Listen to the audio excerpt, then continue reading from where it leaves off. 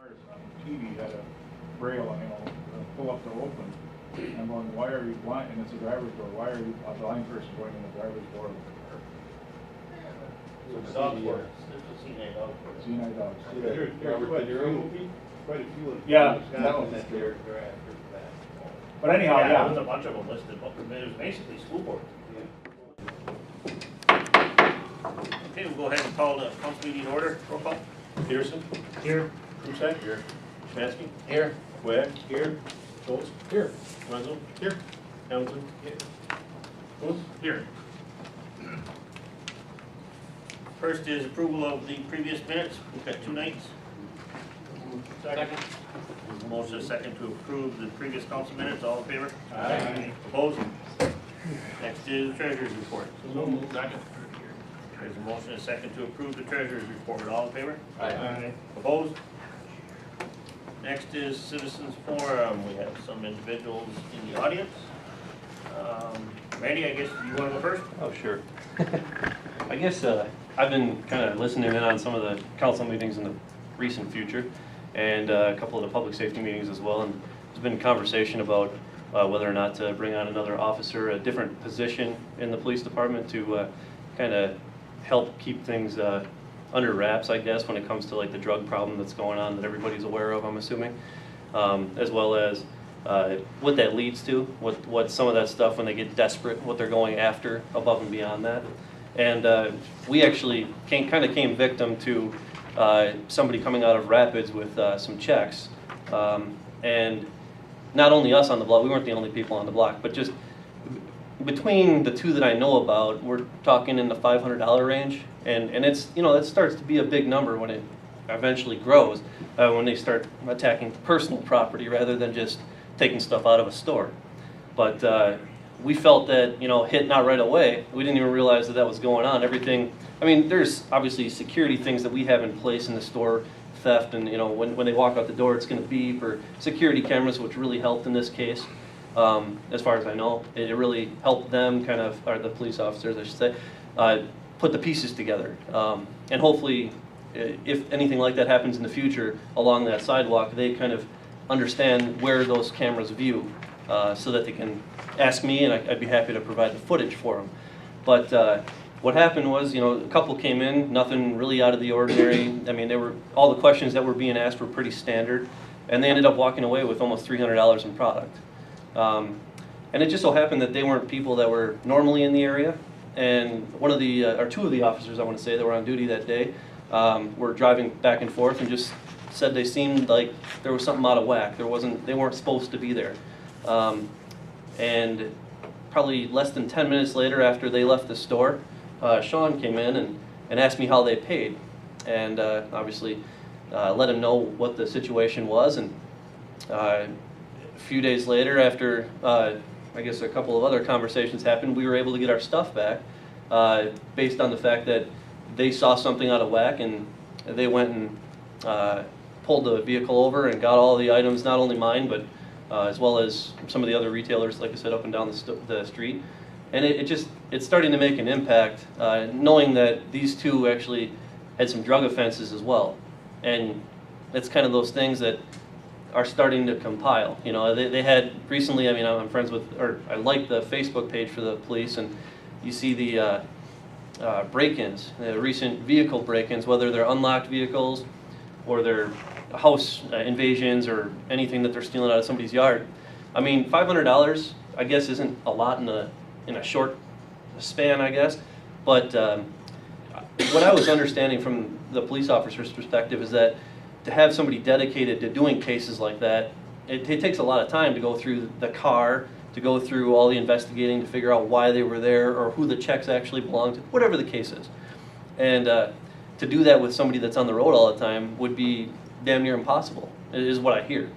And it saved me $300. It could save somebody a smashed window on their car, or something along those lines. And it could end up costing a lot more for individual people. And I don't want to see that number grow. I don't want to see that dollar amount grow, because they're going to get more, I would assume, they're going to get more ballsy, and they're going to start doing things that aren't just checking unlocked doors, they're gonna start smashing windows because there's things that they want or whatever the case is.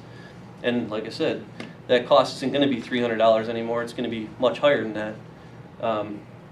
I'd like to see the opportunity for that position that is already there in place, which they did a great job with, continue.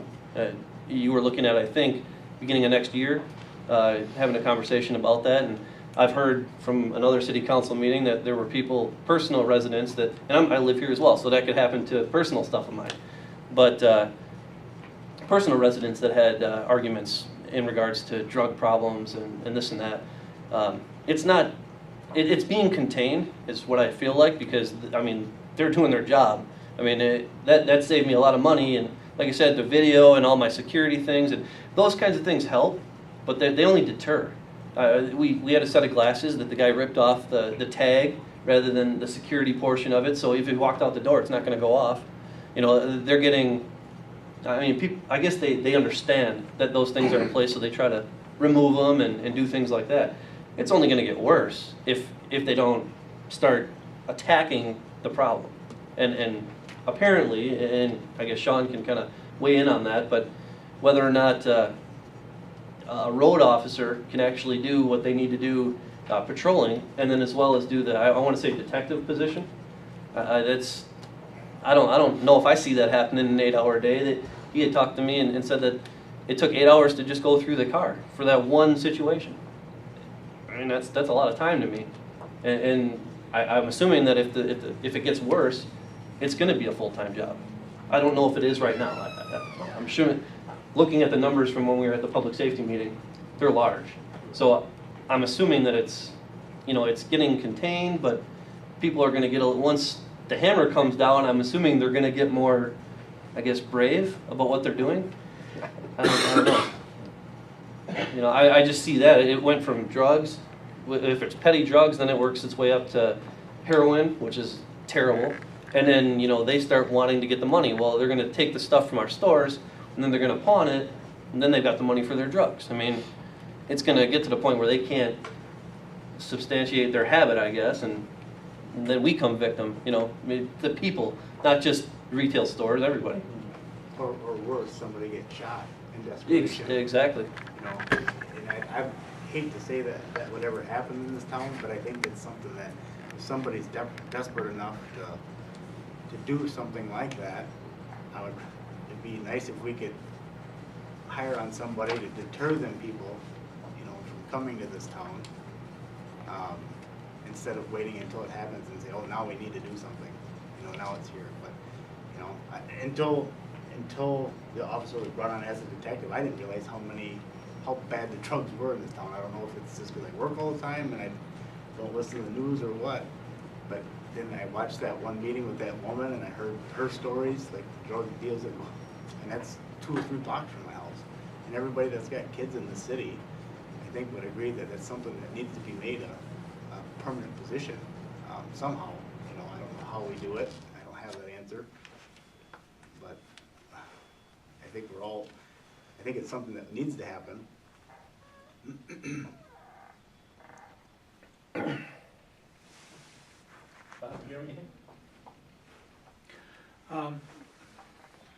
The way it works is, from what I've been told by officers in other communities, is when the bigger cities clamp down, they come to our smaller towns because they're free to do what they want, because we're not prepared. We're not ready for people just bringing in their habit and their ways of doing business into our community, because we're not used to that. We haven't experienced it, and now we're in the throes of it. Now we have a point where we have to come up with a plan, a long-term plan, and get it started, where we have a detective that can focus on the drug issue, and then come up with a plan with the help of the other officers and the chief to say, this is how we're going to combat this in our community. Because if we don't take care of this here, it'll grow, it'll spread to other communities, and we'll be the center of this hub, and then we're going to see more of this in our schools. And we don't want this in our high schools or our middle schools. We don't need it there. We don't need it to go home to families and say, oh yeah, my mom, she just got a joint and she's happier and all heck, well, what? No, we have to come up with a substantial plan by the police department, because they're good officers. They probably have a good grasp on how to put a plan together, how to implement the plan, and how to follow through with the plan. And then, how does the city recoup the cost from all this expense that's gonna be brought on? Well, Because we have to look at saying, okay, we've caught all this narcotics, we've caught all this drugs. We're going to destroy it, but this person's gonna pay a fine. Does that come back to us, or is that going to somebody else? Because the city or taxpayers will pay for it once they understand how bad it really is.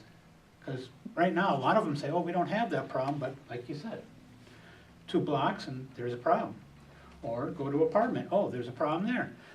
It's one where we have to come up with the plan, introduce the plan, follow the plan, don't make exceptions to the plan, and then educate the public on how bad it really is, and this is how we're gonna combat it, and we need your help. We need you to keep an eye on our neighborhoods, keep an eye on our main streets, so businesses have a good chance to help fight this. You had brought up the point of how it pays the city back, and I think it just did. I mean, $300, like I said, doesn't seem like a lot of money. When you talk about taxes, or you talk about where we're gonna move the funds to make that happen, the payback necessarily isn't in the, I guess, the couple $100 fine that they might get, or you want to call it a slap on the wrist. Well, this one might be a bigger case, the one that I'm talking about, and they might be going away for a while. You know, it might not be just a slap on the wrist, and that can, deter the people that are doing it as well. You know, when you talk about the money that's going to be saved because they're able to do their job. So if somebody gets a window smashed in, they're mad that their taxes went up, but they had to pay for a $250 window. Would you rather, it's kind of like a give and take. They may save money in the long run because that stuff doesn't happen. Your house isn't getting broken into. You might have a $1,500 flat screen, we'll just call it, and somebody walks in and walks away with it. Well, that cost you $1,500. Would you rather, maybe make a little concession somewhere else, or see that the city's not really making any money because they're not getting huge tickets out of this, or the city is making money because they're saving the taxpayers of the city all this money. I mean, like I said, $500 between 2 people, not to mention, additional to merchandise, cash was given back, not for me specifically, but I mean, it's obnoxious. It would get to the point where it's not just small amounts of money anymore. It starts saving the city a ton of money, myself included. Like I said, it's kind of like a double-edged sword. It's not a immediate payback like you're talking about, but it's kind of an inadvertent payback because you're saving dollars elsewhere. You're saving the person that it didn't happen to money. Yeah, and plus you're saving on possible treatment programs further down the road. Because now we won't, since we'll be aggressive on this and we will not dilly-dally, you're gonna say, okay, this person, because we did our action and due diligence, they're not gonna go through the programs to try to get off the narcotic or off the drug that they're on. We're actually helping improve that person's possible life expectancy and just making a better neighborhood for everyone. This is one where we've got to take on. You can't sit back and say, oh, well, let's just wait and see. Maybe somebody will take care of it for us. It's not going to happen.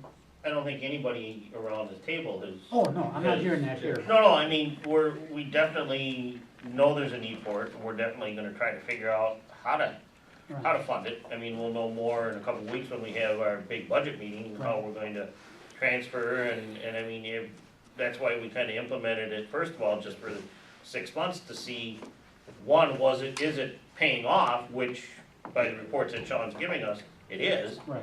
And that's why we need to figure out how we're going to fund this and how to pursue it.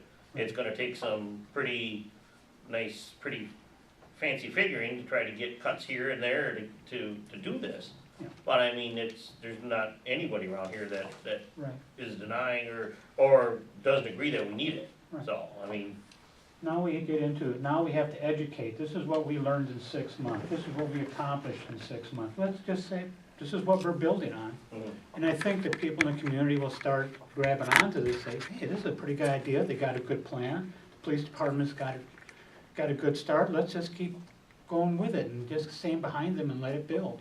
Right, and this is, and I mean, we've explained this to a lot of the people, that this isn't something that's just gonna clear itself up overnight. It took a couple of years to come into town, as heavy as it is. It's gonna take a couple of years to get it out of town. So, I mean, that's something that would, I agree with you 100% on the education part too, because a lot of people don't understand. They think that we can just sit back and when the need comes, we can raise taxes. We can't. Yeah, we just. We can't do it because the governor won't let us. Correct. So our only other choice is to, like Al said, is to dig deep into our next budget, or you run referendums. Well, we've run that by our city accountant already.